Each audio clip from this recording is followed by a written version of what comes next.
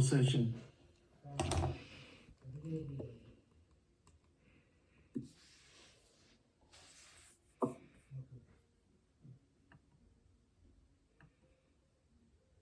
Okay, I guess we're here at public comments again, huh?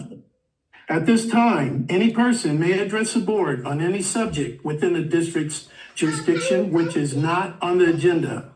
However, any non-agenda matter will be referred to staff for a report or action at a subsequent board meeting, and no action can be taken on any such item discussed unless the action has been authorized under the government code.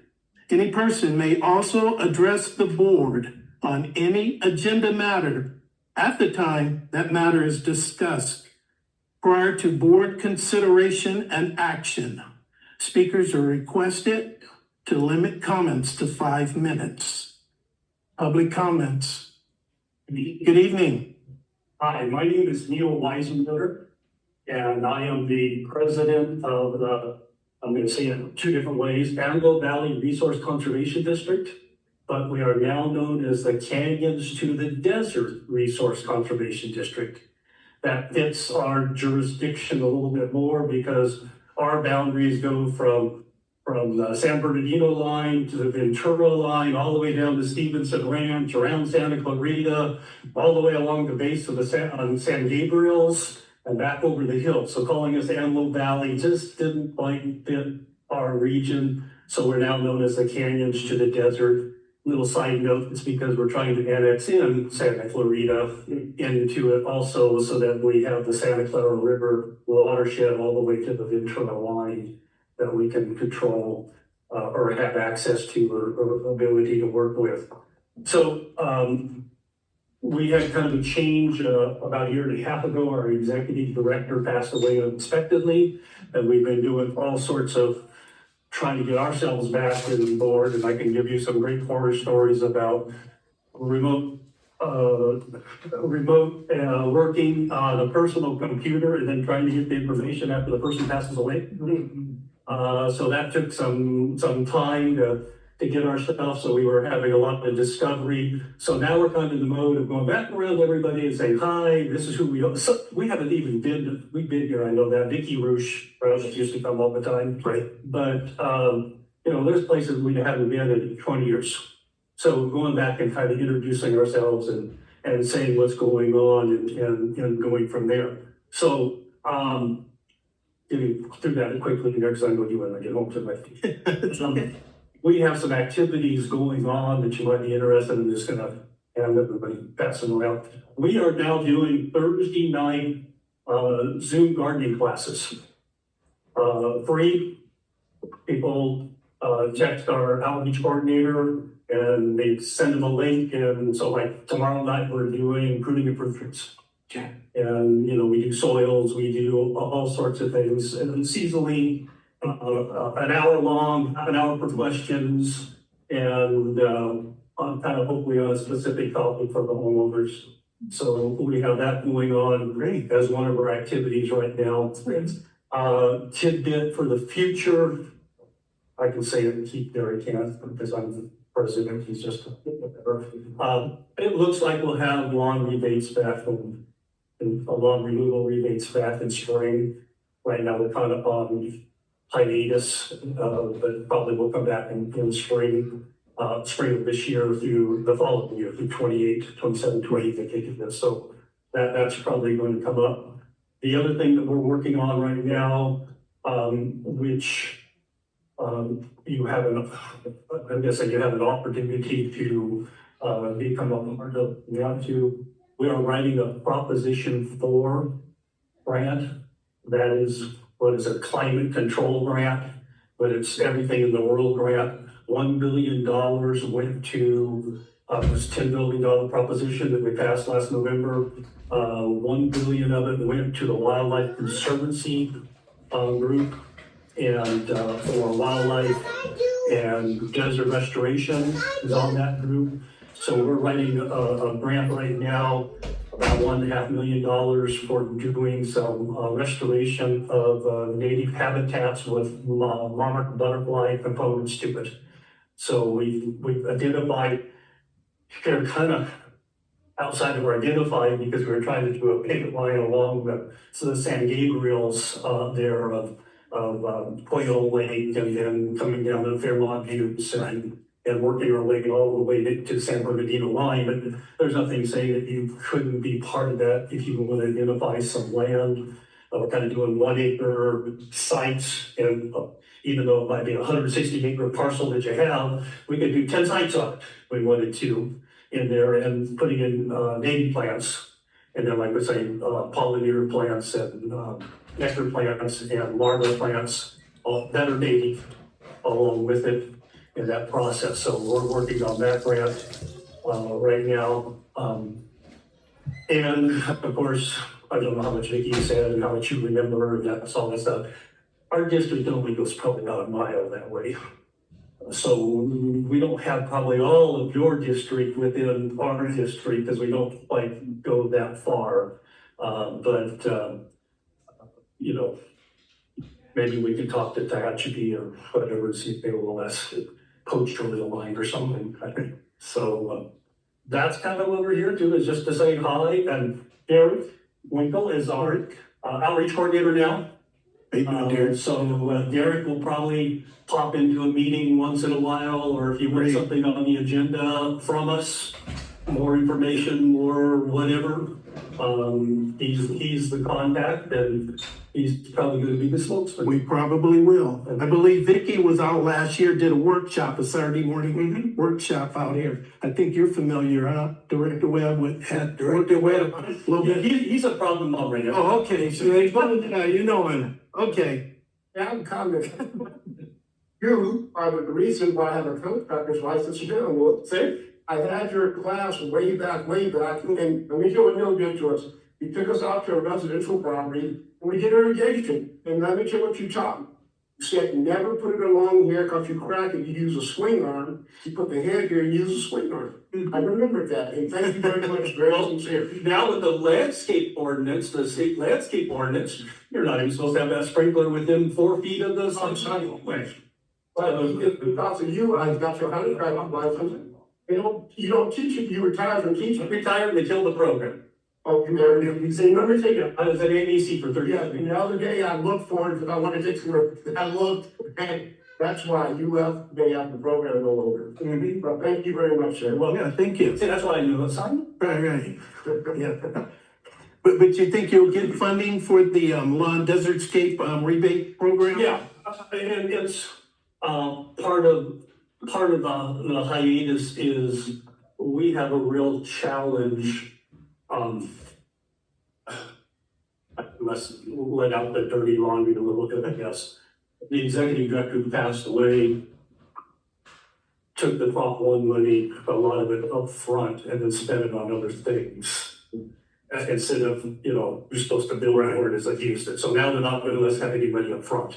So we're now trying to get a line of credit so that we have that cash flow, because we don't have the cash to do the cash flow program for a bunch of people to come in and do the lawn and pay them and then wait to get reimbursed. So we're going to have to get a line of credit and be able to do that in order to make the program operate correctly. Okay. So that's our challenge. Great. But I think we heard $370,000. 350,000. That's a good start. To go through December of 28. So. You have a question, sir? Yes. Oh, no, I'm looking to connect with this gentleman. Yeah. Oh, Yes, sir. I can just get you my email address and then Sure. the events that are happening.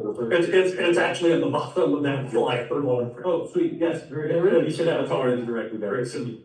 So it's there, yeah. so this is a good deal. Yes, This is for me for a completely different matter. okay. I would like to get your email contact if possible, because it's so I'm working on in the community. Mine is real easy. It's my name, Neil Weisenberger@gmail.com. And Gmail? Okay. At gmail.com. So no spaces, NEAL, because that's the one everybody messes up on. NEALWEISENBER@gmail.com. Thank you, sir. All right. Thank you so much. You got Appreciate it. We could get a passing grade in your class. I'm trying to put thought to it. Thank you, guys. Thanks for coming out. Appreciate I'm you. gonna try to get through City of Lancaster before they close the 14 freeway. Yeah, there you go. Okay. All right, thank you. Bye. Nice tree from the past, yeah. Yeah, any more public comments out there? Yes. Okay. Yeah, yes, please. Oh, public, okay. Good evening. Most of you guys already know me. I'm gonna bring up a little bit of a touchy subject, sensitive subject. Before the holidays, prior board meeting, there was a lot of people, staff in here that had some pretty heartfelt, maybe emotional and a little frustrated feelings. And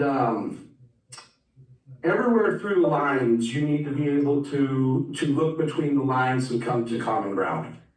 And you'll notice I did not speak last time. And that has been brought to, and I didn't speak last time for my own personal reasons. And, I've dedicated 20 years to working here. And I also owe Roseman Community Service District a lot because not only do I provide a service for the district and the community, the district provided a service to me to be able to support my family and build a family off of. And, I spend so much time here that out of a day-to-day basis, I spend more time with the employees here than my own children, which makes this just as much a part of my family as my family at home does. And family doesn't always see eye to eye.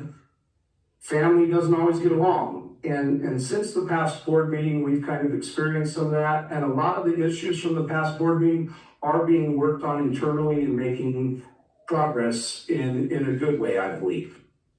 And family doesn't always have to agree. But what family does is support one another. So I just wanted to briefly get up tonight and say that even though I didn't speak, I stand here to support my fellow members, my fellow family, and that's all I wanted to say. Thank you, guys. Thank you. All right. Thank you.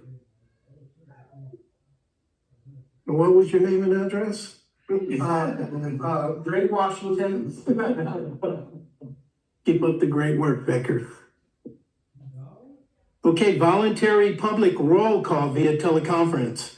If any member of the public on the teleconference video conference wishes to identify themselves as present for this meeting, please do so now. Guess no one's out there, huh? Okay, moving on. Consent calendar. We can do CC 1 and 2, huh?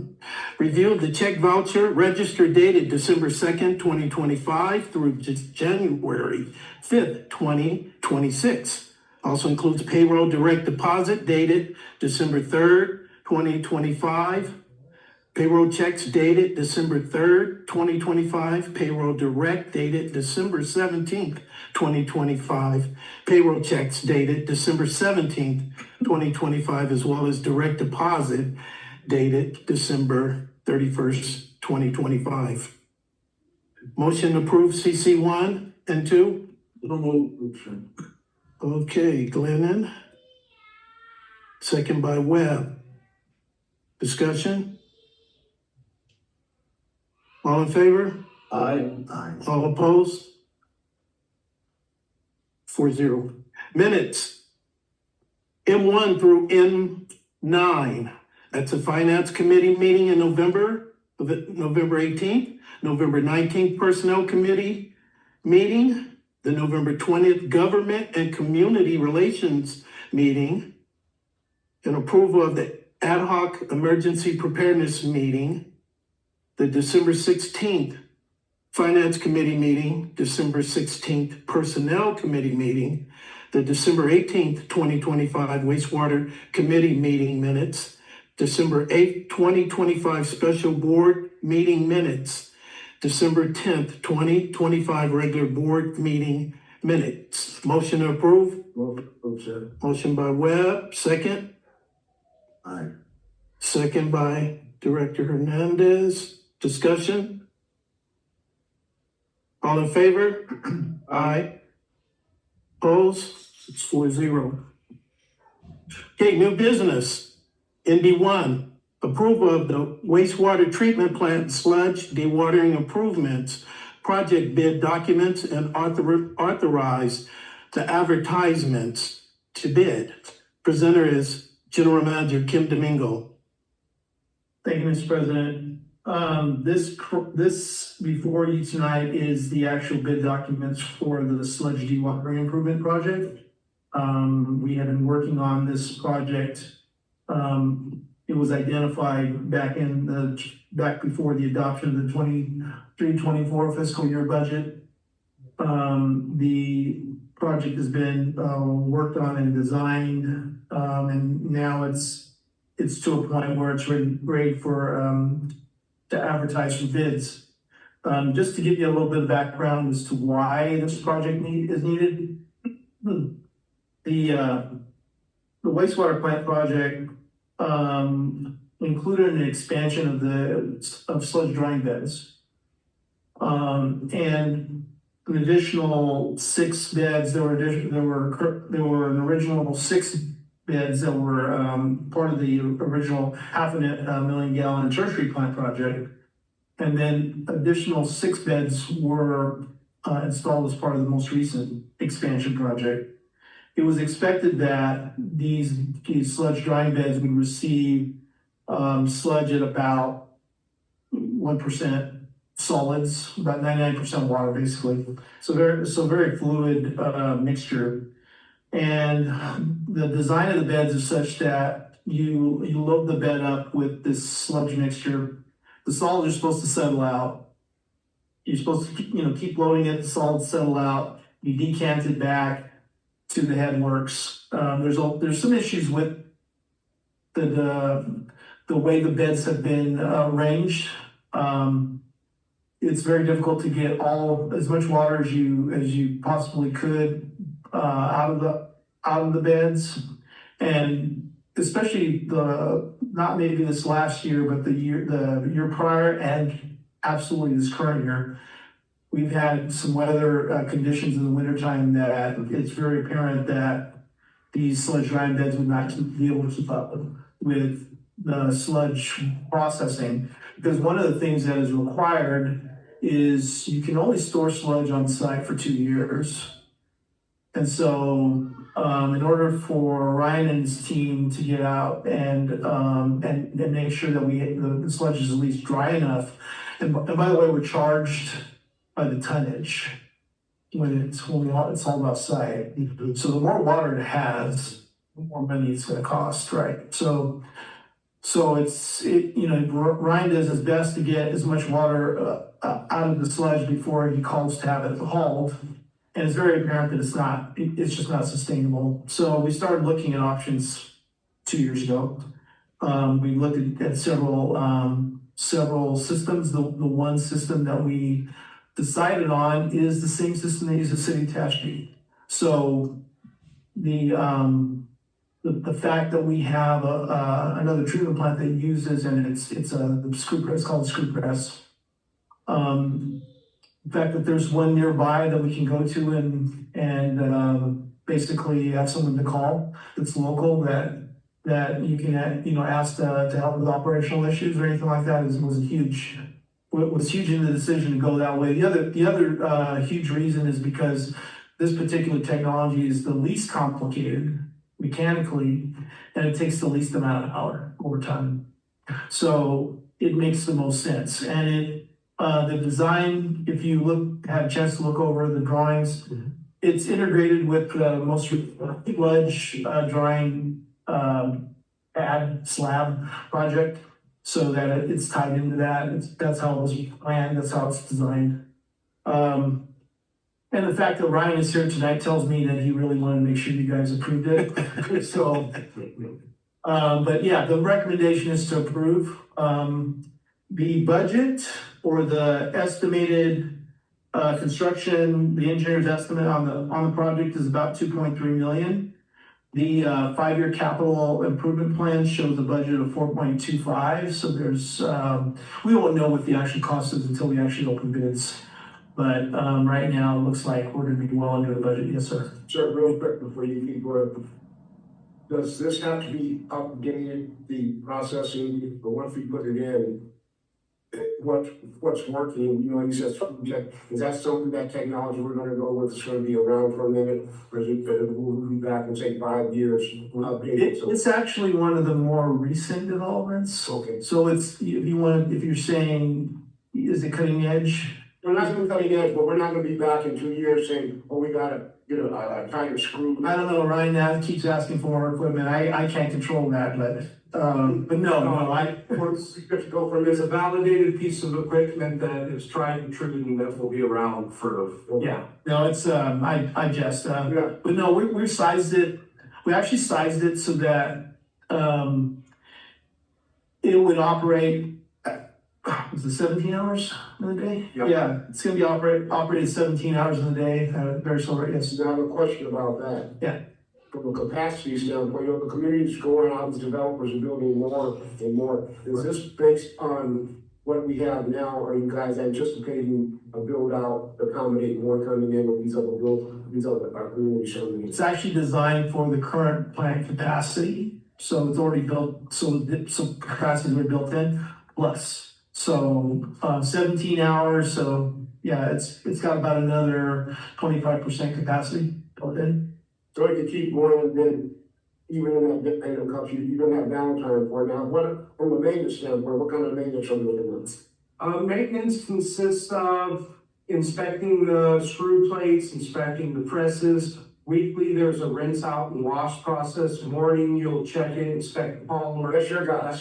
That's us, Okay, yes. okay. Yes, Long-term maintenance, every few years, you will have, not an overhaul, you will have a company come out, but that is, they look at bearing replacement. Okay, normal way there over the Yeah. process. it is, like Mr. Mingo said, it is the least complicated, best, solid, if you will. It's a solid piece of equipment that is bare bones operates. So, cool, thank you. Yeah. It's a layman's question. If it's really windy, does that help the evaporation of the water? No. No. So adding fans of any kind of thing would not make, The sludge drying beds, as Mr. Domingo said, is not, it's not something that you could fix, you could adjust. It's nothing that the operators do not do. They're just, due to where we are, the weather and other things, they're just not feasible to operate.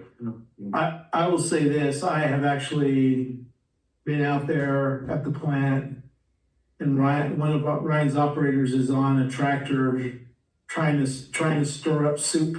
Basically, that's what it looks like. You'll have to see it tonight. If you can get my thing work. Okay, that's good, because, nobody does that. I'll just be frank with you, nobody gets out there in the middle of soup and runs equipment, but that's what they have to do in order to try to get, more evaporation efficiency. So the, recommendation is to approve, of the plans and then to authorize us to advertise. What's good about the plans? I don't have a clue what I'm looking at, but that's fine. I know there's something going on in here. It's a building, Yeah, the building and stuff and letters, but anyway, thank you for that, Ryan. That gets a little bit better thing than the description you gave us, Mr. General Manager. I don't believe me, no. Okay, approval of the wastewater treatment plant sludge to water improvement documents and authorize advertisements to bid. Motion? Motion by Webb. This should just go out to bid, right, sir? This is to approve the documents, let's go out to bid. Just approve these here. Yes. Then they go out to the, okay, start the bid process. Yep. Okay, so, yeah, motion, sir. Second by Hernandez, discussion. We kind of had a discussion, huh? Nothing else? Your 2.3, that was conservative, right? That was their, that's the engineer's estimate, they built 20% continuous, look at that. Time together. Mhm. Okay, thank you. Okay, all in favor? Aye. All opposed? Motion passed 4-0. NB2, approval of Fifth Amendment to Property Management Agreement with Antelope Valley Water Storage, LLC, for the maintenance of the Willow Springs Water Bank. Presenter, General Manager Kim Domingo. Thank you, Mr. President. This is an agreement between the district and the Willow Springs Water Bank to maintain the actual water bank, basically the repair banks as needed, to keep the weeds clear, to do pretty much the general maintenance. We entered into this contract with Antelope Valley Water Storage LLC back in November of 2013. It's been extended. This will be the 5th time. And the last couple times has just been, the last 2 times has just been for a year. And I think that'll continue as the potential transfer of this, or the operation of the water bank starts to see something happen. It is recommended that we approve. The district gets reimbursed. So all 3 entities, Rosamond, Semi-Tropic, and then CIM, as partners in the Valley Water, the Willow Spring Water Bank is what they call it now. We're all co-partners. We get paid for the maintenance, and so we end up paying 1/3 of the maintenance. But we actually get paid back at 1.5 times what it costs us. So the recommendation is to approve. Okay, motion approved. Fifth Amendment to Property Management Agreement with Antelope Valley Water Storage for the maintenance of Willow Springs Water Bank. Motion? Motion by Director Webb. Second? Second. Second by Director Glenn. Discussion?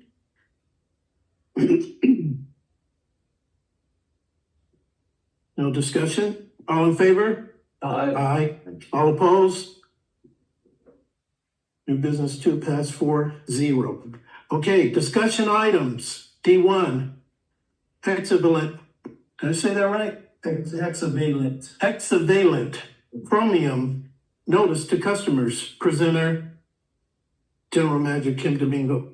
Mr. President, on December 16th, we received a letter from the State Water Resources Control Board, Division of Drinking Water, confirming that we exceed the new standard for hexavalent chromium.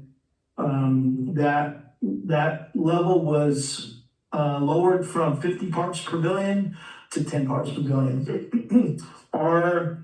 According to the letter, our running annual average at well number 9 is 11 parts per billion. So we're 1 part per billion above.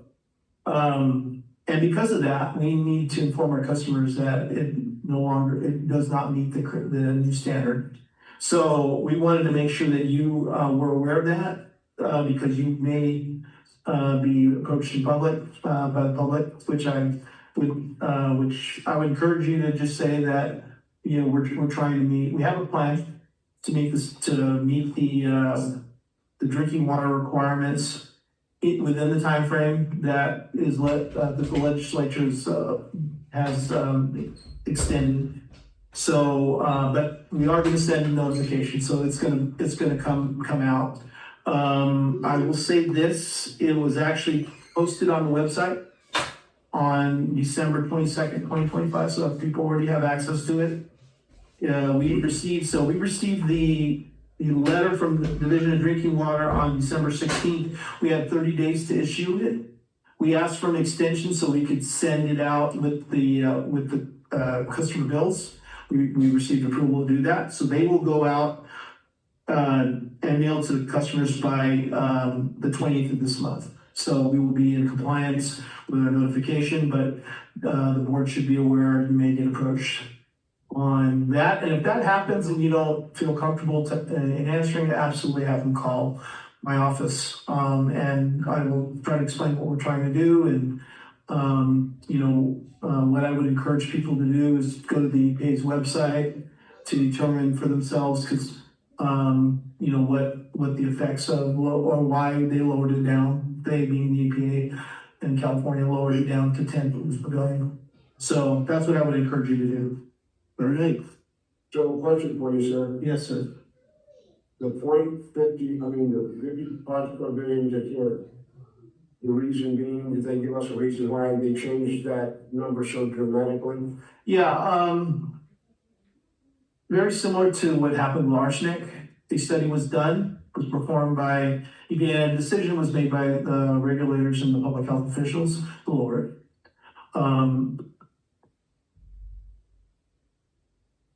That's how it was lowered to 10.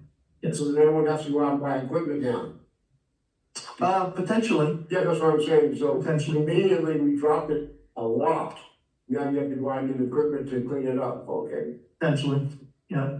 Revenue for the state. So is this the EPA who did this, or the state of California? EPA did the study, the California established their protocols and their process to lower it to 10. I just said, thank you. You're welcome. Any other questions? Any comments, Director Glenn? Director Hernandez? Yeah, is it EPA.com or I believe so, or no, .gov. Yeah, EPA.gov? EPA.gov. Okay. Yes, just tell people look it up on EPA.gov. You're welcome. Okay, discussion 2. AT&T phone outage. Presenter Ben Stewart. Oh, I'm just make sure you're on your toes there. Presenter Kim Domingo. Actually, your assistant general manager's been on this one. Obviously, those of you that have tried to call the office, have discovered that we we don't have any phone service, and that's still the case.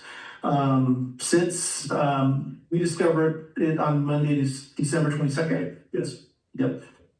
And we've been, what happened was one of the main AT&T vaults was vandalized, and the wires removed from edge to edge of the vault. So it has been a scramble for them.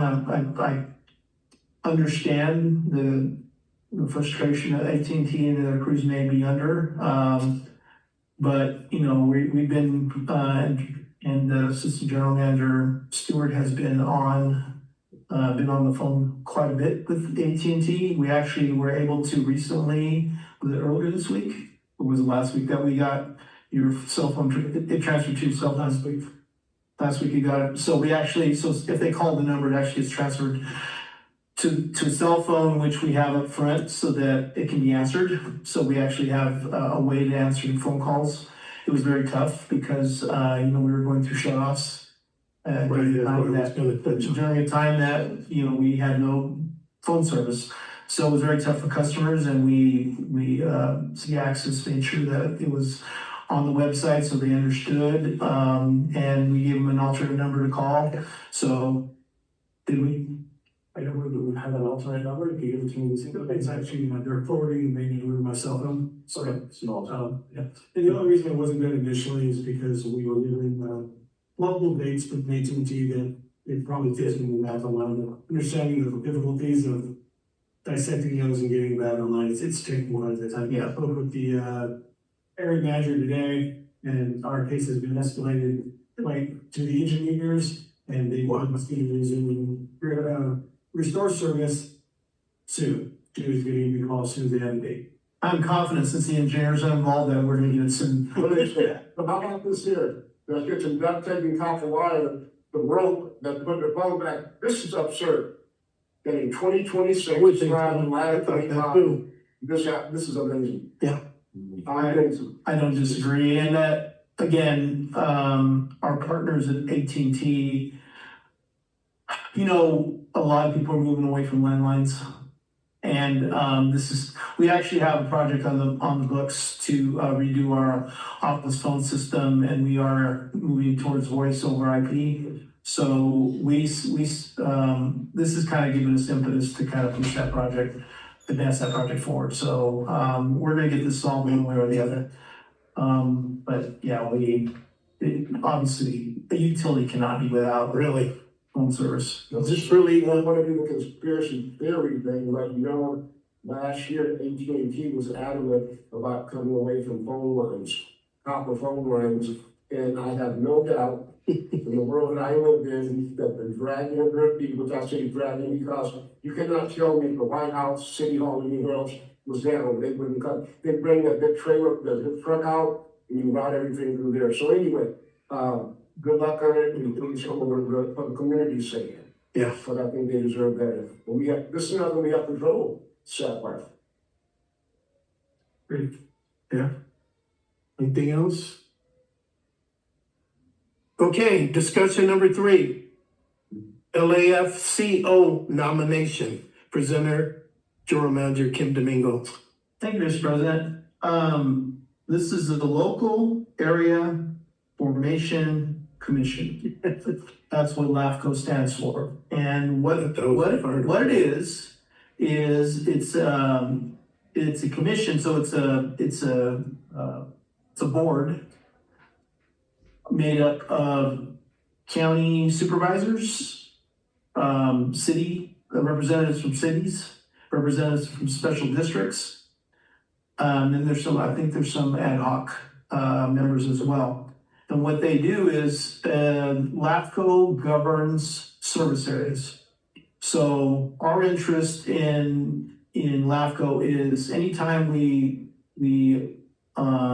so you have a planning horizon, which is called the sphere of influence.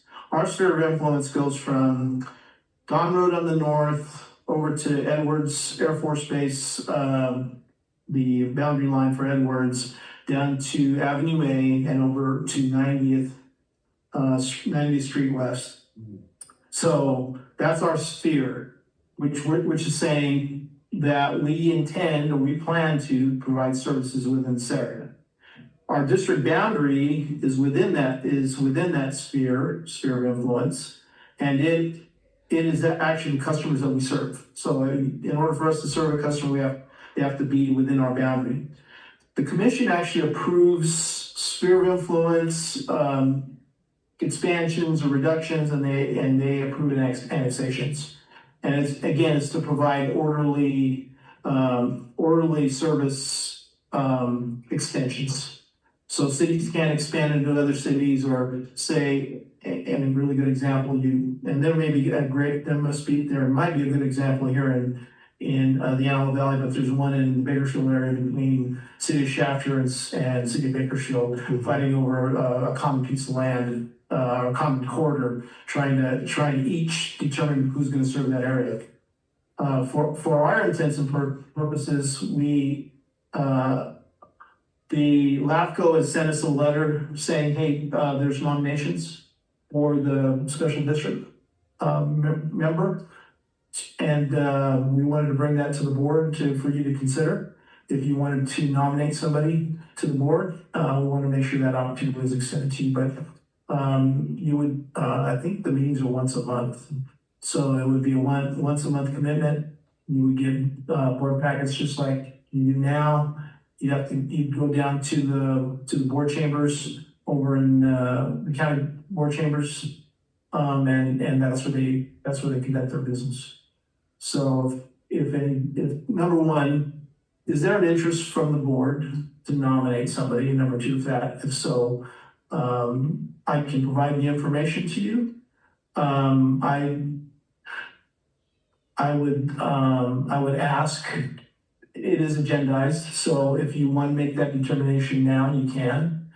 And if you want to nominate somebody, you absolutely can. So I'll leave that up to you as a board. I'd like to nominate Director Byron Glennon for this position. I would like to nominate Rick Webb. And I think it's important for us to have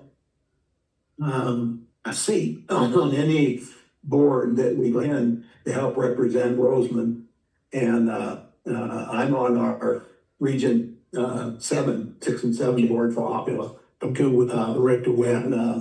And I think they need a referee. And so So I think Rick, I think would be a better referee. Can I pull my nomination and second is? You can do whatever you want. Okay, I pull my nomination and second Director Webb for the position. That's, I will provide, I'll vote. John, do we need a vote on this? Probably a good idea just to, Yeah. One of the things that, any of the, I guess you could say required meetings, we agree to send him there, and maybe the meeting is just Bakersfield, Yes. but maybe the meeting could be in Hawaii. And we're voting to send him there. No, they're in Bakersfield.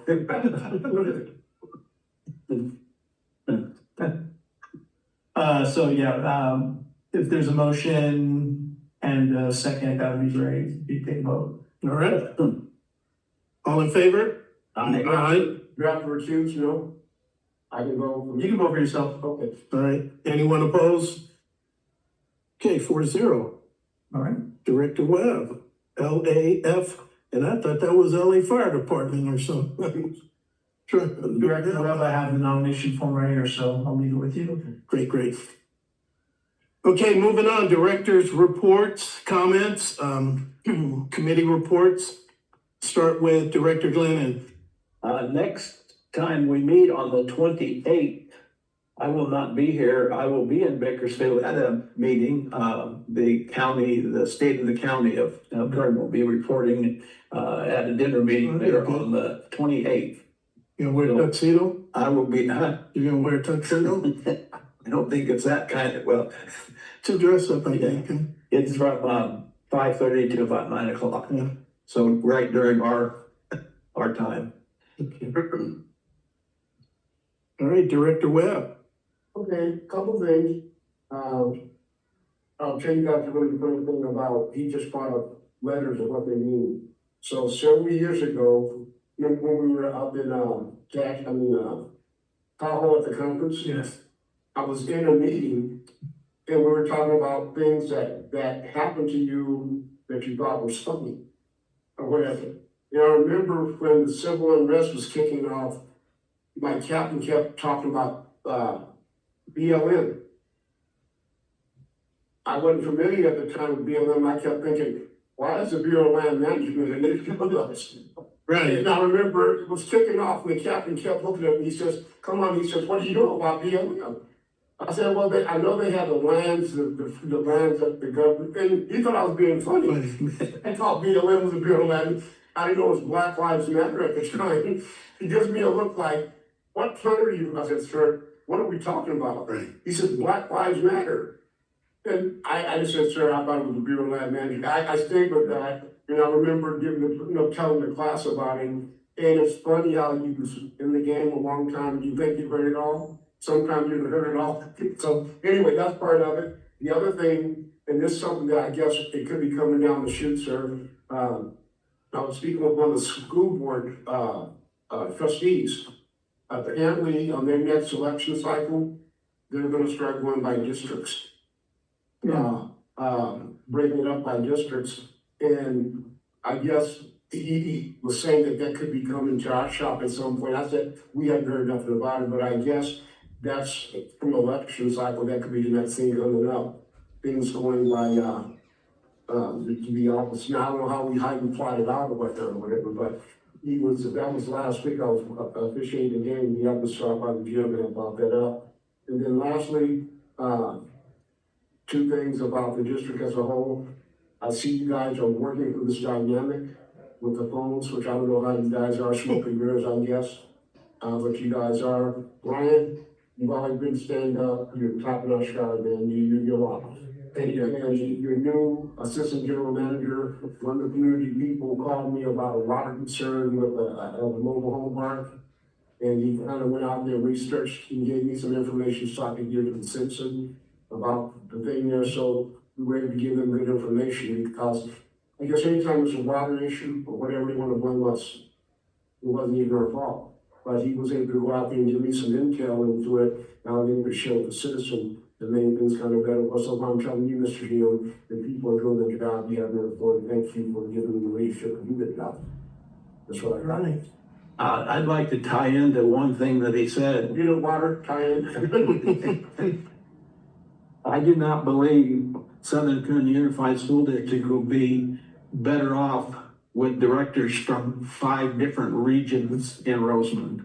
I do not believe that at all. And I surely don't believe that this board would be better off with Roseland breaking down into 5 different regions and having 5 different boards. The community is too small. Right. And you will not get as good a representation. But all it takes is one person Well, they say, to complain yeah. bias. So I'm guessing maybe by the end of this year, the school district could have their, Yeah. The school district could have voted to fight it in court, but it would have cost money. Yeah, And so they chose not to, and that's the way it works. yeah. They get it in that way. Anyway, that's my comment. My comment. All right. Hey, one last thing, Director Webb, have you heard anything about shopping center coming into town? I've heard, Joe McKay said when it's coming in, we were meeting about, I did hear about that, Mr. President, Okay. about the shopping center. I don't have any particulars, I did get the word shopping center coming in somewhere. Okay. No longer, all over social media. All right, Director Hernandez. Any comments? No. Okay. I got a few things. I'm trying to kill 2 birds with 1 stone here. First of all, as we embark on 2026, I'd like to wish everyone a happy new year and reiterate my commitment to RCSD in 2026. But I want to go back a little bit in 2025 and reflect a little bit on our previous meeting, which was standing room only. I was impressed by the respectful atmosphere and comments by the community, as well as the professionalism displayed by the local union rep. Have any of you guys seen local board meetings lately and what's going on at them? Boy, they're out of hand. I also think that our general manager's patient listening and thoughtful responses set a positive tone. So I want to thank you for that. I firmly believe that open communication is essential, and I appreciate the constructive dialogue.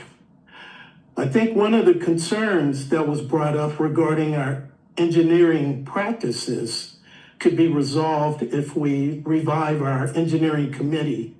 And I'd like for the committee to be chaired by Director Webb. I think we all can agree one of Director Webb's common phrases is how much it's going to cost. I think with the committee up and running, it will give the public insight into why we make some of the engineering decisions we do and why we select who we select. So I'd also like Director Webb to sit on this committee as we can utilize his expertise in infrastructure reliability. Do you accept that? Yeah, I think, yeah, that'd be good for us, sir. Okay, great. I don't know, do we have to, can we just bring it to life like that? Is that how we do it, or? You have to change your policy. Yeah, okay. Oh, really? Cause I think it was voted out saying you may have to sit. Oh, so it's not, I thought we had it and We had it, but then it was taken out, so you could have to. we gotta scratch that then. Okay. See, but- Oh, I didn't know that. Well, let's forget that. Okay, additionally, Okay, so could you do an ad hoc on it, or would you have to still go through policy for an ad hoc? You could do an ad hoc, we'd have to agendize it. Yeah, but we would have to go back to the policy committee to bring it back. I'd have to do some research on that. Okay. You want to table, Yeah, table that to the next yeah, meeting? Well, yeah. maybe you could bring. go ahead, what were you gonna say, Jim? I'm just gonna say we can agendize it. Okay. All right.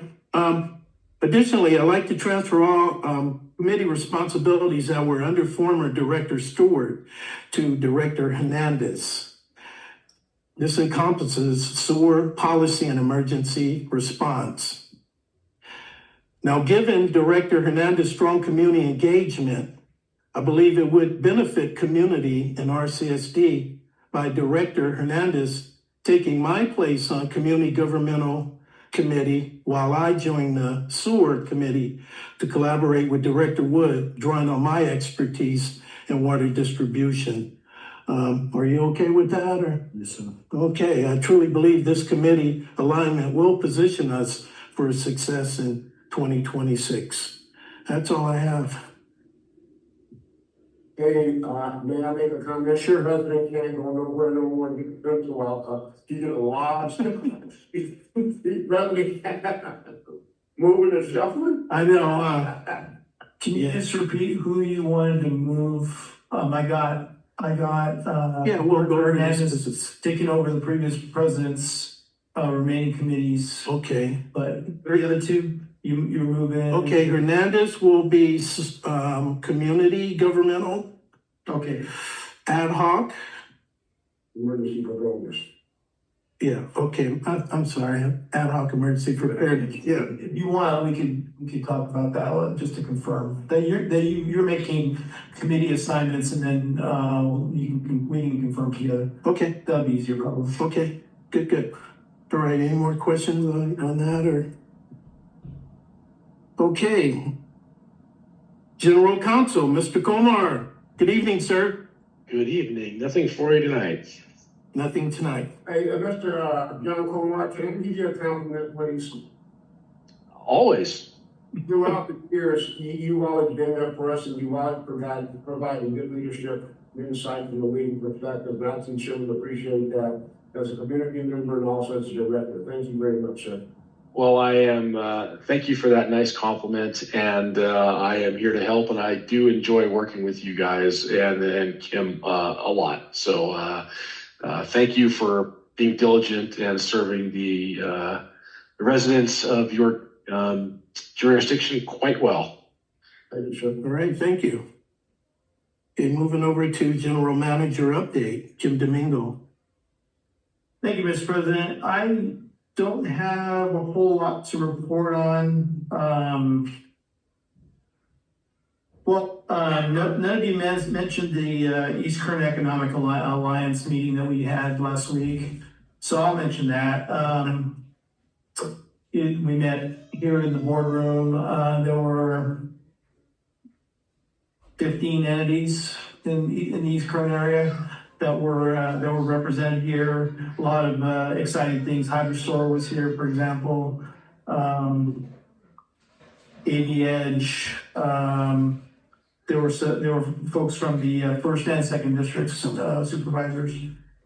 But the one thing that was mentioned by the RMAC representative Joel McKay was that there is a development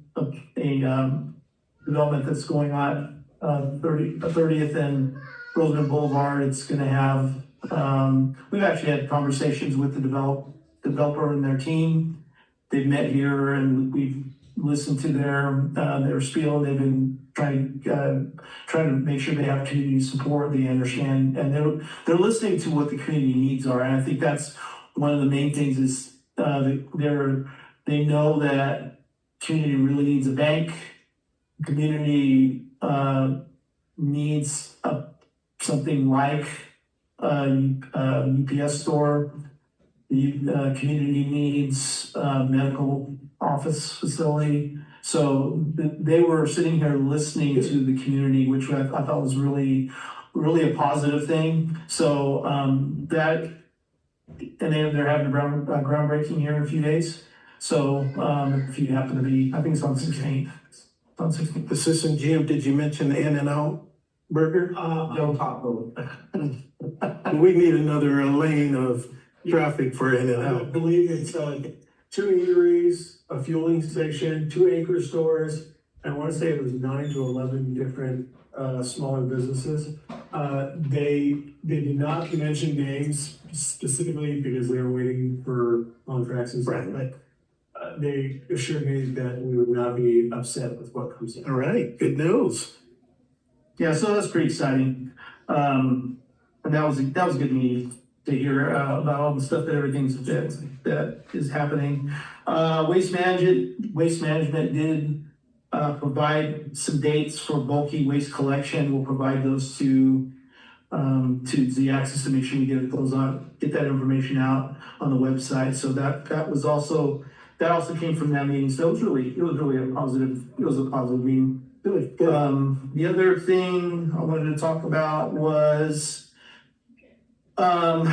we received a notice of entry of order confirming the second amended joint chapter 11 plan of reorganization of the new Rite Aid LLC. So basically they're in chapter 11 bankruptcy.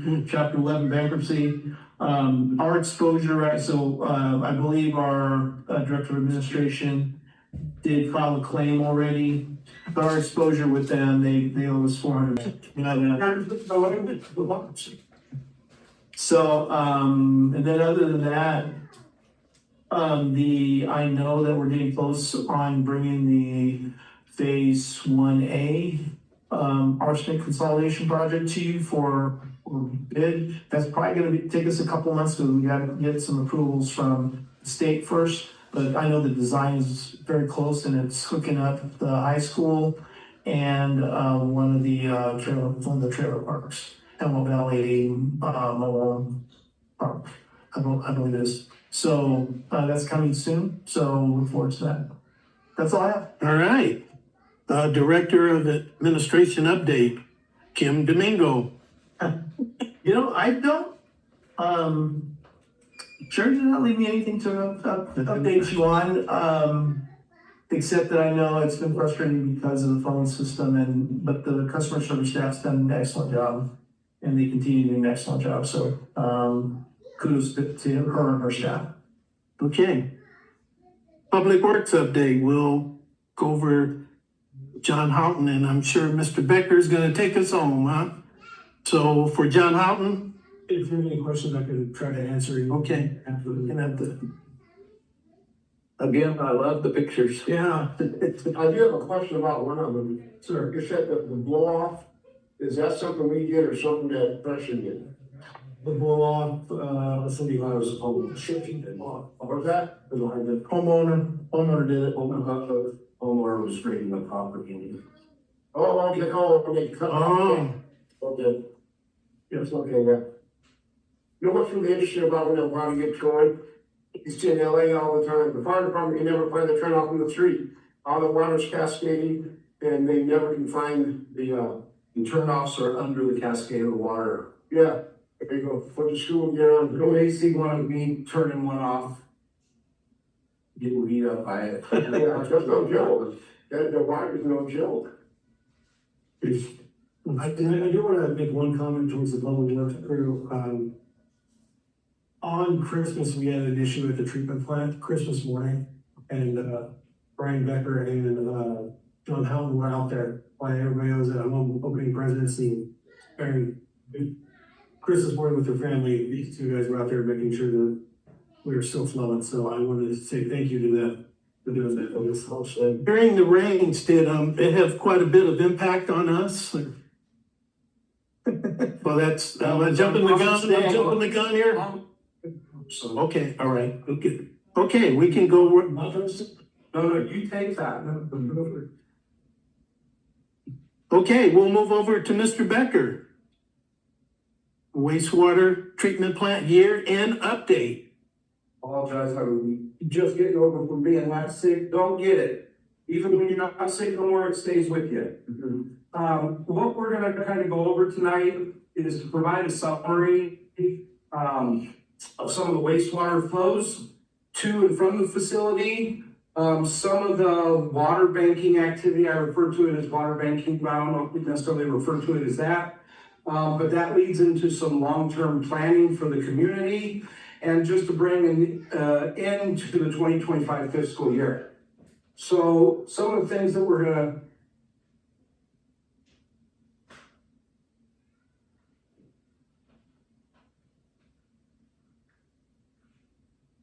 There we go. Okay, so some of the things that we'll start to look at and here is the total flow coming into the facility.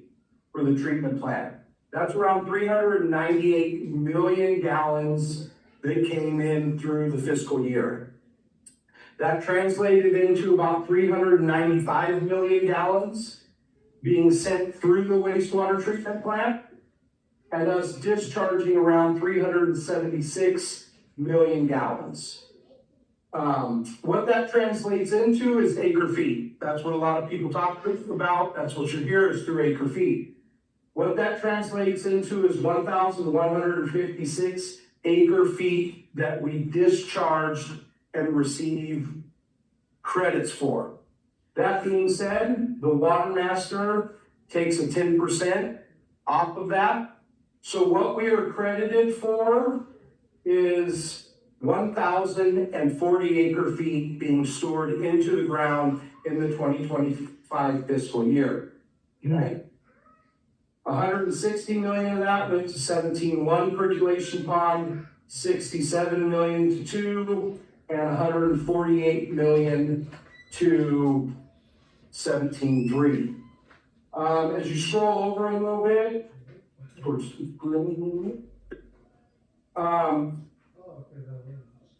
not for really purpose of this discussion, but it's something that will come down the road in planning, is a grit removal. Okay? We sent throughout the year about 30 million gallons to the facility that we only were able to bring back about 27 million of that. That will lead further down the road with Mr. Mingo and Mr. Stewart, and you'll start to hear talks of grit removal system. Okay, we'll go to the second, the water master. This one state. No, the water master.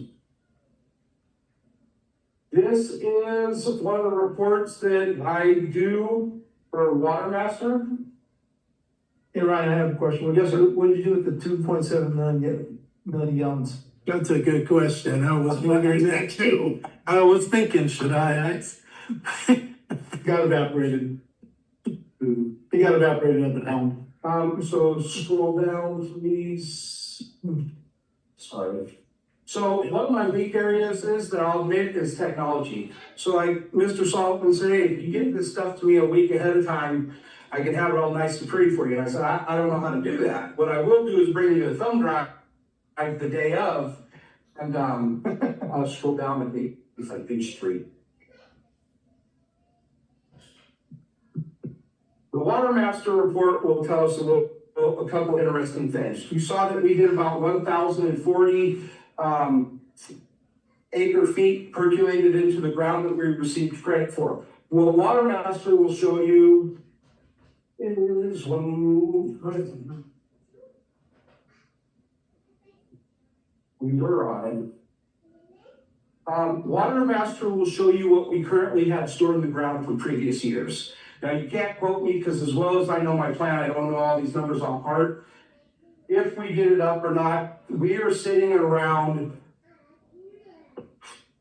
3,199, give or take. Well, was that, which page is it? It is that page right there. We percolate about 1,000 acre feet per year. 1,040, don't cheat me. Okay. Yeah, I'll take my 40. You know, I'm in with 3 million gallons. 156. No, but all joking aside, in total, we have around 3,199 acre feet in our bank from the 3 years that we've been operating. We're doing roughly about 1,000 acre feet every year. What that turns into is, if we look at what the customers of Roseman used in the year 2022, they used roughly 2,492 acre feet, okay? That's a little over 812 million gallons. And if you break that up into a monthly average, that's around 207 acre feet. You'll want to stay there. There's about 207 acre feet per month. So what that means for us is with our 3,199 acre feet of stored water, we have a little over a year and 4 months of stored water sitting in the ground. What that also does is on an annual basis, the district treats and banks water significant enough to meet approximately 50% of Roseman's total customer demand yearly. Where the rubber meets the road is this saves us from taking. Somebody taught me is what makes it so great is we took a product that we did nothing with. We used it in no beneficial form in any way, state, or form, and we made it into something that is beneficial to us. That ultimately, when people ask about the wastewater treatment plant, it is a means for us to pump more water from our wells at a much cheaper cost than it is of purchasing water, and that's where the rubber meets the road. I wanted to add, it's just saying it in a different way. What we're doing now is putting water back into the aquifer and not pumping it. And it's saving us money, because if we had to pump it beyond 400 acre feet, we would be paying premium dollars for that water. What this stored water does, like you said, is it gives us more than our 400 acre feet. So that kind of thing, Robert, but yes, sir. Pass at 400, you have to get permission from the water master if you want to draw it out, or we have to credit in buildings and we want to pull it out. I would pass that to Mr. Domingo or Mr. Stewart. So, one of the conditions, for using our percolated water is that we're gonna need to enter into a storage agreement, in order to use it. So right now we're banking it and we're getting credit for it. Okay. But the reality is what has to happen is we are percolating it, towards the east. And the ask from the water master is going to be, hey, we would like to withdraw that way over to the west. We have not had that conversation yet. And I would just say in theory, this being one big large bowl and water here is equal to water there, that's the theory. In reality, there could be material damage limitations, trying to take additional water over to the west when it's being percolated in the east. But it's about, let's see, if I'm thinking correctly, it's about 5.5 miles away. And we take it to where we put it back in the ground. So that's the complicating issue and that's the discussion we haven't had with the water master yet, because we haven't had the need to access it.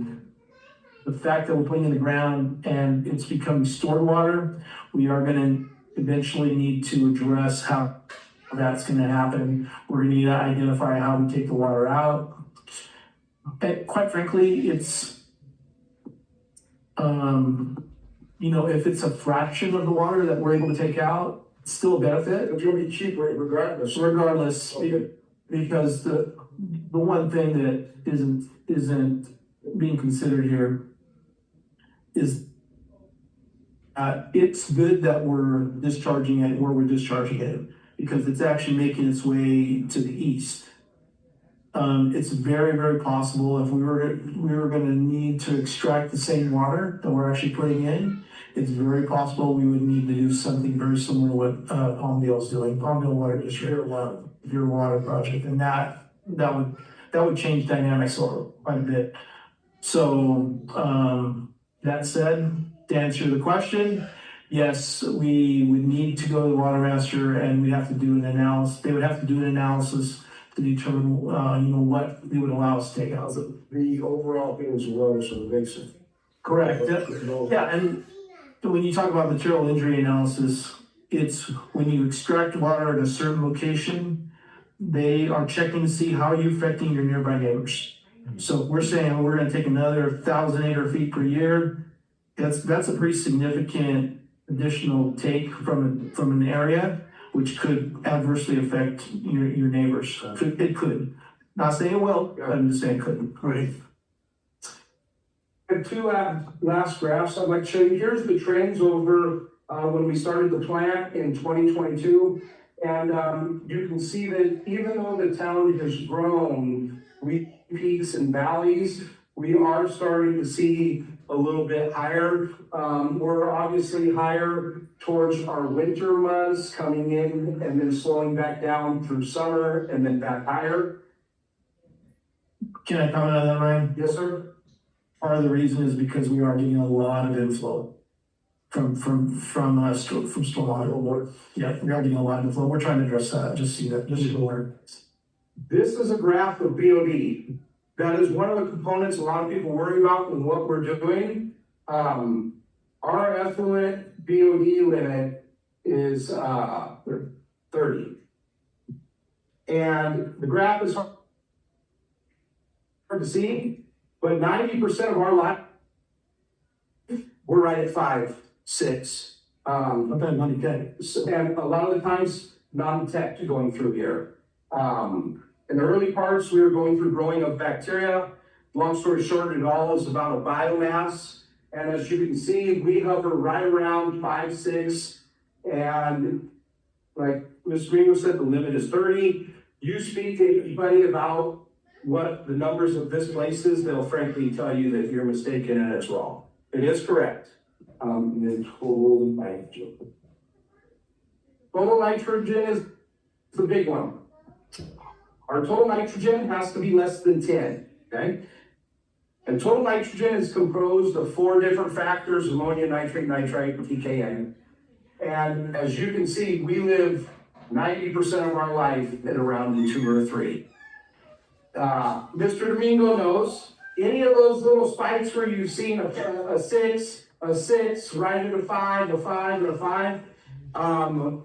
You don't come out to the plant those days, don't call me and ask for a tour, Mr. Domingo will see me in here panicking, pull my hair out, because I know how, even though you are under the limit, I know how effective we can be, and anything less than perfection when it's talking about percolating water is unacceptable to me.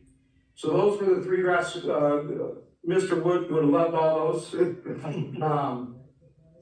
Ben knows about all that. And then the last thing is some photos and videos. These photos and videos are some activities that have taken place at the plant. This is staff in a rented excavator. When they built these new percolation basins, there was trees and everything that were left there from years, and that wasn't part of the project to remove all of it. So one of the goals with this year was to go through, remove all the debris and trees on the dyke sidewalls and clean it up and take care of it. The next one is you're gonna see what they look like without all the trees. And you say, well, I see what is left there is tumbleweeds that have grown, and we're taking care of those. You'll see that in the next slide. On mine, let's me just switch to no, there's another video of it, and you can see the percolation basins, the nice clear blue water. A second one in the middle that is prepared and ready to go. And then the third one is how we deal with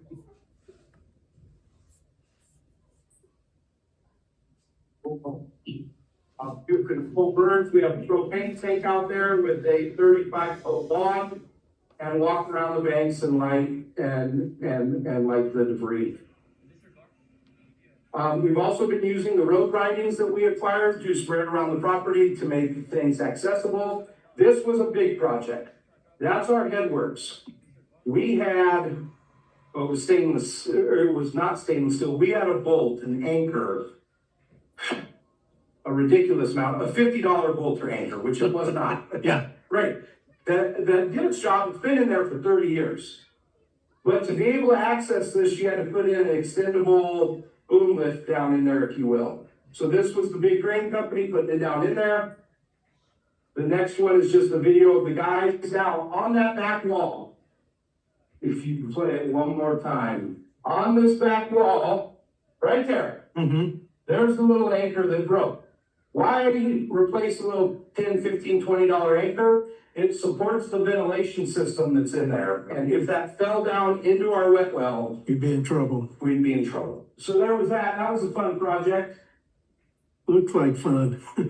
This is one of the ones of the boys in there scooping biosolids. This isn't even a bad one. You look at that kind of stuff and say, oh, it's fairly dry. I assure you it's not. It spits up all over you.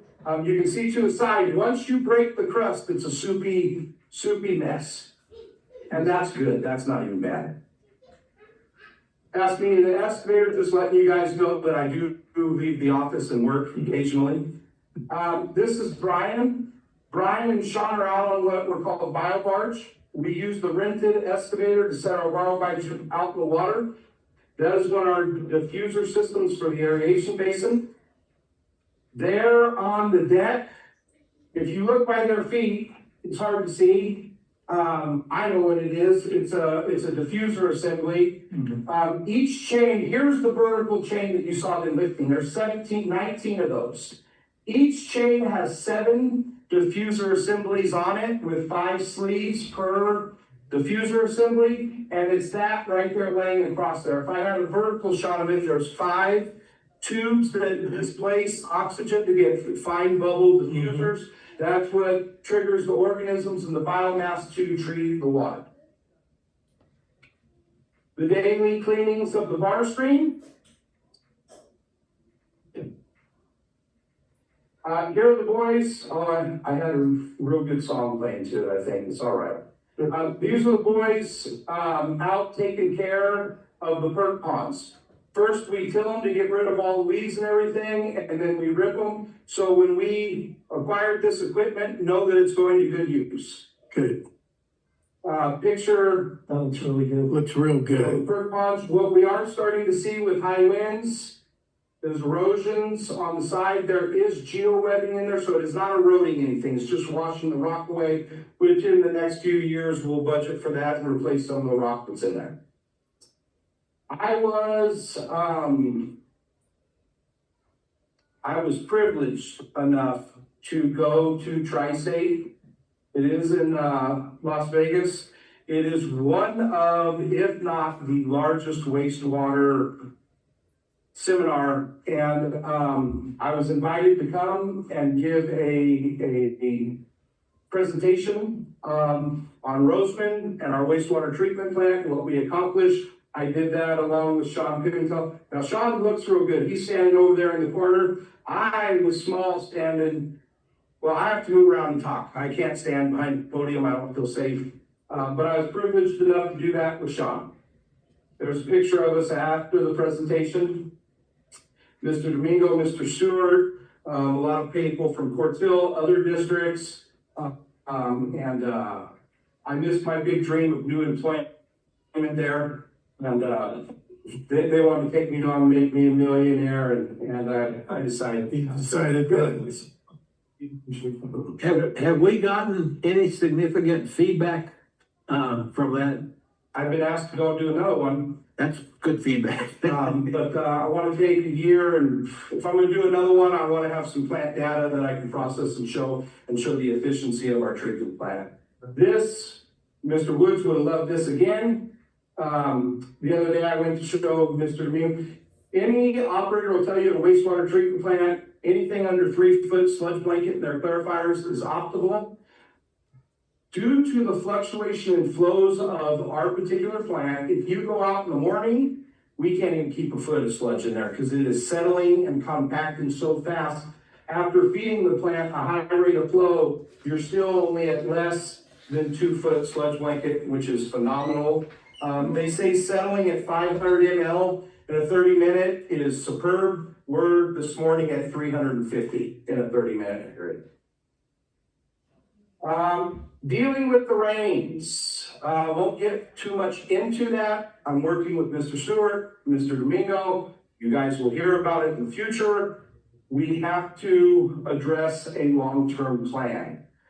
Long story short, the day that Mr. Stewart is referring to, at around 4:30 a.m., I was notified that portions of the plant were down. At arriving at the plant, I realized it wasn't an easy reset, and I told Mr. Domingo, John Alton doesn't get paid hourly.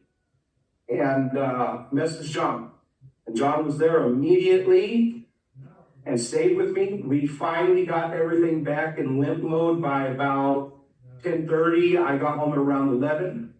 We did Christmas. I was back out that day in the afternoon, back out that night, and the following day we worked full days with the electrician. Valves had faulted closed, causing pieces of equipment to close against, or pump against closed valves, which created all sorts of problems. Phone lines were down, everything else. So the rain is a problem. We're doing short-term solutions I mean, you can see the whole area is just flooded. You can see all the vaults. And it's just, to be honest with you, it's just the type of soil we have out there. It does not, that's why they had to go down so far with percolation ponds. Here's some of the temporary solutions underneath those dirt and those little berms that we have. We dug around the side of each vault, taped them, tarped them, and covered them with dirt. And I think we're gonna get into some fun pictures that I put just for me, so please just humor me for a second. This is my daughter. My daughter is out at the plant. She's running one of our samples that we do, out there sampling things off and preparing for a sample. And I thought that was a water quality tech from Metropolitan Water District. Right at 80 mils like we want. And then she gets close. Get them involved early. The next one is just a picture of her and some of her achievements from this year, winning a FC Legends Championship with her and her soccer team. The next one is a picture of my son and his football team winning their championships. There he is playing. He's middle linebacker, one standing in the back with the Nike sleeve on his arm. And Not high school? no, youth football. Okay. Course Hill? He was for Highland for a while, and now he's at Quartz Hill. He's finishing, and he'll be going to Highland to play under Coach Wyatt. I've coached Coach Wyatt's son's boys for the last 3 years, and it's time to give him somebody that can take him farther than I can. I have a question for you. Uh-huh. Why are the bugs always last? Because you used to be the bug guy. The bugs are my favorite. I don't save the best for last. Again, come on. The priority was get work done and save the best for last. And that's right, when you showed your kids, and the best is last, the bugs. There you go. This is really neat. So you have some pre-swimmers. Stuff here.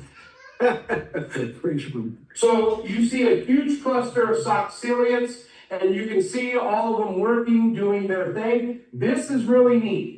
This fine one, that is Suxoria. There's a couple of those. No, they're not rare. They're just really neat. They treat water in a specific way, and they are carnivorous. So if some of the swimming organisms get around them, they will stab them, and they're Suctoria. This is your microscope, your sludge. Yes. Yes, it is. This is our sludge. This is our microscope. I just wanted to point that out. Yes, no, this is ours. You know, we have therapies for this still, right? I'm just gonna let you know. Hey, We have therapies going. say this, you gotta understand, I got a whole computer slide of just looking at bugs. It's contagious. Sean sent me a similar video. You want to? Yeah. And Like, like, oh, amazing. They get excited about some strange stuff. I'm telling you. So, I always say wastewater operators are strange, but the truth is this. We live in this world. And I post the pictures of my kids because, nobody can say that I don't dedicate RCSD as the priority of my life. Even over kids and family, because I believe my role and responsibility is to provide, not always be there. Right. But we take all that for granted. That's why I put my kids in there. But this, we also live in this world. There is a whole entire world that nobody knows about. It's not just wastewater. If I shake Ben's hand, there's a whole world that it lives on Ben that I now have. And underneath the microscope is a pretty exciting smell. you're starting to scare people. And the final one is That's pretty cool, man. that right there? You can just leave it right there. That is true. Okay, I got that one for you right there, because I can crop out that big poop spot that's at the top. And we'll make this in 4D, and it's a bouquet of flowers that you guys can give your wives on. Valentine's Day. So I think that. The sheets of make That's a lot of stock cylinders, by the way. Oh, if I have another one, it takes the whole slide. You scroll around and look at it. And so I believe that is it. There it is at the bottom, the very last one. Yep.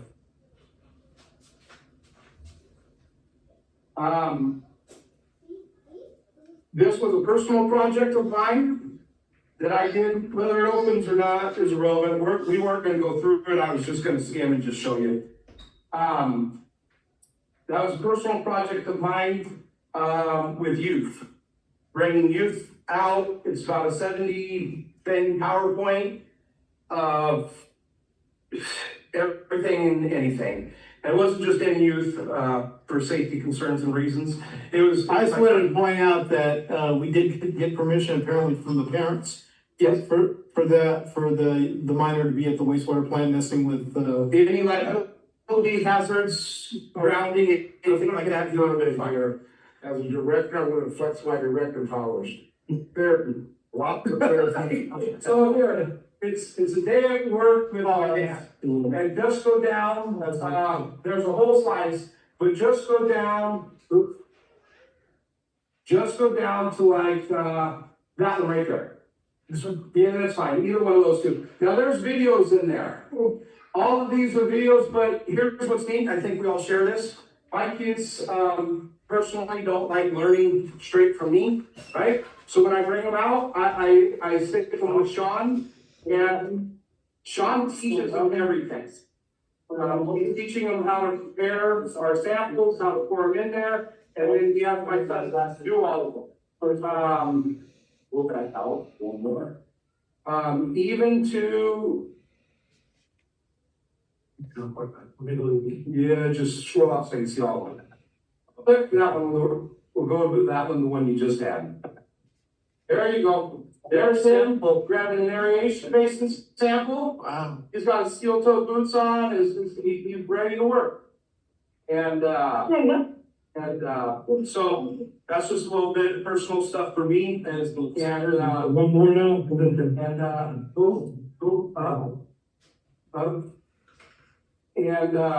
One more. I try not to smell that one right there. That was, go up one more maybe. That one right there. Let that one go down. Sorry. one more. Right there. Let that one play to the far right. If it will. I try not to toot my horn too much about Sean because he gets a big head. If you can listen to that other one, Sean's a good teacher, does a good job. That concludes my presentation. I'm sorry for keeping you guys back at 35 minutes. However, I'm dealing with personal things, so I do not plan on being back into February, March, something like that. Just want to say thank you guys for everything. Oh, this is, look, we look at bugs. You got a chart to the right there that tells you about all bugs. And you sit there, my son about Phil. So it has good density. What do you want to do? Just store around? Yeah, you guys can stroll around, look at some flock, or you sit, store them. So he thought, my son had, no, seriously, what is this? Now I got a microscope at my house with branches. That's element for all you guys that don't know. That's what makes them brand operate real well. Things don't settle real good. They make a blanket. Roll around and see what you think about our phones. Yeah, you can go, just pick anyone else does that. Go to the very cool. What are you doing? He's learning our SCADA system there. Slide one. Go to slide one. And you don't have to listen to the whole thing. Matter of fact, it'll make me cry right there. That one, go down one. That one. It's always looking to say I'm working with phone, somebody we have some. This was my son a year and a half ago. He's now bigger, you see in the football photos. I recently found a new exciting world, a world of people that live that exists. This world holds many forms of life. This Many world forms of life, Mr. Webb. and can only be seen through. Then he goes on to tell you what his favorite animal is, or what his favorite information and teaches me about waste management and treatment. I like the idea of taking something most people think is waste and turning it into something exciting. All right, he goes on to find things. It's all That concludes my presentation. I know more than just work. I thank all you guys for listening to it, being part of it. Let me show some of the reasons of why I choose to do what I do for you guys. Ryan, Uncle Bill, thank you for your passion about this for the world. Thank you. very much. How can we expose science students to that kind of, There you go. an experience, On that. you know? We can work on all that. I will tell you this, it can be done, but it does have to be done carefully. It needs to go through Mr. Kumar, through Mr. Bingo, Ben, because at the end of the day, it is a wastewater treatment plant. I have all my hepatitis shots and everything because of what I deal with out there. Now, not that the process is particularly dangerous, but you're dealing with waste that has needles, all sorts of things in it. I'm just thinking of a science teacher who had, you know, several students that they know it would be outstanding for them to come. We're talking about students that are, you know, 60, 70, 80 years old. President Washington, do you want to share with the committee, with the board? Yeah, we're kind of working in that direction. We're starting with the internship program, but it's going to be rolled out with a field trip. So we want to get some students interested, and we're working with the career counselor over at Roseman High School. Okay. So he's going to help us and select. That's exactly what I Yeah. was thinking. Yeah, so it's, like I said, it's really important to get young people exposed to that. And I just want to share a story with you. Man, this hit me when I was watching this. I used to work on this apprenticeship program. This 19-year-old kid walked in, and his dad worked for Metropolitan Water District. Man, this kid knew more than half the guys on my crew. We were like, when can you start? That's It was a moment, man. It was a moment to see that this kid had known so much. He was studying to get his distribution license. He was on point. well, I'm trying to prepare both of them. I want them to chase their dreams and do what they want to do. But I want you to have a realistic understanding of something. The best thing I can say when the kids come, when we get it worked out, is here's the truth. 85% of the time, it's nowhere near as bad as what you think it is. It's actually pretty clean environment and process. However, that other 15%, when it goes bad, it goes bad. And you're making a difference for the environment and communities, and it's a way to make a difference. So You bring right to it, for real. Yeah, you do. Right to that subject because you make it interesting in order for people to Exactly. read it. It has to be, they may not know about it, but you gotta make it interesting to them, and that's what you do. thank you guys. And you can start with bugs. With That would be the lead-in. Or- Bugs. bugs. That will get young folks' attention. Yes, sir. I can see your passion. I could hear it in your voice. Thank you. I appreciate that. I sure think therapy would help, sir. One thing that everybody will tell you is wastewater operators are different breed. So, You're a good man, Ryan. Yeah. thank you guys all very much. Like I said, I know that some of this, was extra, and, thank you guys for letting me do it. Worth it. And, hope you guys enjoyed it. And if there's no other questions, Yeah, thank you, Ryan. And like Director Webb and Hernandez said, you can come to work and do your job. But boy, it's really special when you have someone that takes pride in what they're doing, really proud of the work they do. It makes all the difference in the world. now, what we do is, now this may be going over. people help people every day. Doctors help people every day. Paramedics help people every day. No way, shape, or form am I as valuable as them. That's not what I'm saying. What I am saying is what I do for a living, I have a very good risk of making thousands upon thousands of people sick on a basis if something goes wrong and I don't keep track of what I'm doing. So it's a big thing. It may be just treating wastewater, but the negative effects that could be caused, and it's something to be took serious. Respect. So, thank you guys all very much. If there's nothing else, that's all I have. And, maybe March, I'm gonna do a 15-minute thing for you of nothing but organism. Good man. Good, good. Good man, Ryan. All right, is there anything else tonight? I guess that's it, huh? We're gonna adjourn at 7:51.